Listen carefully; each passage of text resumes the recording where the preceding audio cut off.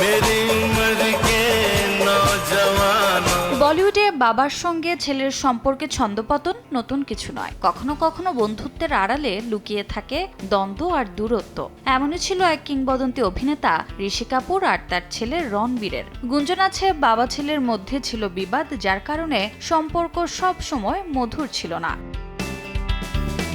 উঠতি বয়সে রণবীর অনুভব করেছিল বাবার কিছু আচরণ তার কাছে কঠিন। বহুবার সে চেষ্টা করেছিল নিজের অবস্থান বোঝাতে, কিন্তু দৃষ্টিভঙ্গি ভিন্ন হওয়ায় দ্বন্দ্ব আরও বেড়েছে। এমন পরিস্থিতিতে সে নিজেকে নতুন পরিবেশে জায়গা করতে মুম্বাইয়ে আলাদা বাড়িও ভাড়া করেছিলেন। কাপুর পরিবারের ঘনিষ্ঠজনদের মতে বাবা ও ছেলের মধ্যে অনেক কিছুতেই মিল ছিল না। তাদের অভিনয়, ভাবনা, কথা বলা সবই আলাদা ছিল।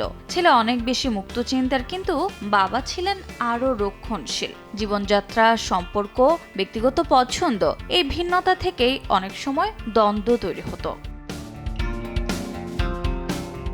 ঋষি কাপুর আমাদের ছেড়ে গেছেন ৩০ এপ্রিল ২০২০ সালে মুম্বাইতে লিউকেমিয়ার দীর্ঘ লড়াইয়ের পর। কিন্তু তার ব্যক্তিত্ব আর রূপালী পর্দার গল্প আজও আমাদের মনে বেঁচে আছে। রোজা চৌধুরী, সময় সংবাদ।